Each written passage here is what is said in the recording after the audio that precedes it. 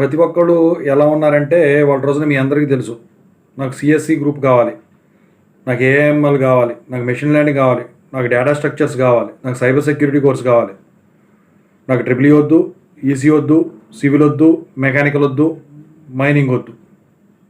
College వాళ్ళు మీకు సిఎస్సిఏ ఇస్తాం, మీకు ఏఎంఎల్ ఇస్తాం, డిఎస్ఏ ఇస్తాం, అది ఇస్తాం, ఇది ఇస్తాం అని చెప్పేసి అంటా ఉన్నారు.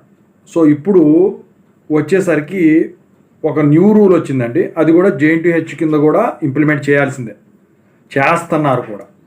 సో ఇంతకీ ఆ న్యూ రూలు ఏంటి, అసలు దేని గురించి ఇప్పుడు చెప్తాను. ముందుగా అయితే ఇంతవరకు ఈ ఛానల్ సబ్స్క్రైబ్ చేసుకున్న వాళ్ళు సబ్స్క్రైబ్ చేసుకొని ఈ వీడియో లైక్ చేసి షేర్ చేయండి. మీకేమైనా డౌట్స్ ఉన్నట్టయితే ఖచ్చితంగా అయితే కాల్ మీ 4 ద్వారా కాల్ చేయండి.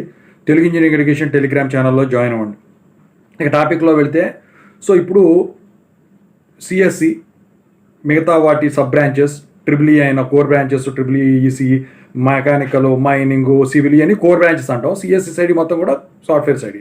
అయితే ఇక్కడ మీరు గమనించాల్సింది ఒకటి ఉంది. ఈ సీట్లన్నీ కూడా ఎవరు శాంక్షన్ చేస్తారు? ఏఐసిటి, యూజీసీ ఇప్పుడు కలిపి ఒకటే కదా. సో వాళ్ళు శాంక్షన్ చేస్తారు. ఇప్పుడు ఏం చేస్తున్నారు, సిఎస్సి వాటి సబ్ బ్రాంచెస్ ఎక్కువ డిమాండ్ ఉన్నాయని వాటిని పెంచేసుకొని ఈ కోర్ బ్రాంచెస్ తగ్గించేసుకుంటున్నారు కదా. అసలు కొంతమంది అయితే తీసేస్తున్నారు కూడా. అయితే ఇప్పుడు వచ్చేసరికి వచ్చిన న్యూ రూల్ ఏంటంటే, కోర్ బ్రాంచెస్లో కూడా సీట్లు ఉంచాలి, పెంచాలి.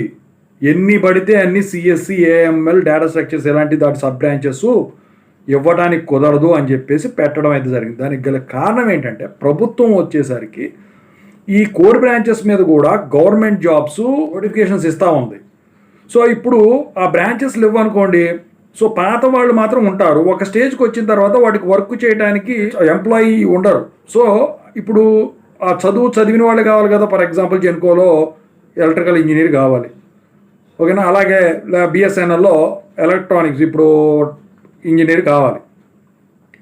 లేకపోతే ట్రాన్స్కోలో జెన్కోలో వచ్చేసరికి మెకానికల్ ఇంజనీర్ కావాలి, ట్రాన్స్కోలో ఎలక్ట్రికల్ ఇంజనీర్ కావాలి. అందరూ పోయి సిఎస్సిలో జాయిన్ అయితే మరి ఇప్పుడు భవిష్యత్ తరాల్లో వచ్చేసరికి ఆ ఎలక్ట్రిసిటీ సంబంధించింది, మెకానికల్ సంబంధించింది, ఈసీ సంబంధించింది, మిగతా మైనింగ్ సంబంధించింది, వీటిల్లో ఎవరు దొరుకుతారు పనిచేయటానికి? దొరకరు కదా. సో దాని గురించి ఈ రూల్ తీసుకురావడం అయితే జరిగింది. అయితే ఇంకొక విషయం ఏంటంటే, కాలేజీ వాళ్ళు అయిష్టంగా ఒప్పుకున్నా కూడా సీట్లన్నీ కూడా అడ్మిషన్స్ కోర్ బ్రాంచెస్లో కూడా బాగానే అవుతున్నాయి ఇప్పుడు. దానికి గల కారణం ఏంటంటే, ఇప్పుడు ప్రభుత్వ ఉద్యోగాలు పడుతున్నాయి. మధ్యలో కొన్ని రోజులు పడలేదు. ఉమ్మడి రాజధానిగా ఉన్నప్పుడు, ఉమ్మడి రాష్ట్రంగా ఉన్నప్పుడు బాగా వేసేవాళ్ళు జెన్కో, ట్రాన్స్కోలు అన్నిటి మీద. ఆ తర్వాత చాలా బాగా తగ్గిపోయినాయి. కానీ ఇప్పుడు నోటిఫికేషన్స్ పట్టడం వల్ల స్టూడెంట్స్ మళ్ళీ అటు షిఫ్ట్ అవుతున్నారు. ఇంతకుముందు మధ్యలో డిప్లొమా పడిపోయింది, మళ్ళీ డిప్లొమా ఇంట్రెస్ట్ చూపిస్తూ అటు వెళ్తూ ఉన్నారన్నమాట. సో ఇక కోర్ బ్రాంచెస్ మనుగడ దేశం మొత్తం మీద ఉండదని చెప్పేసి భావించి ఈ నిర్ణయం తీసుకోవడం జరిగింది. ఇది కూడా JNTH న్యూ రూల్ కింద ఇంప్లిమెంట్ చేస్తుంది, చేస్తూ ఉంది, చేసింది కూడా.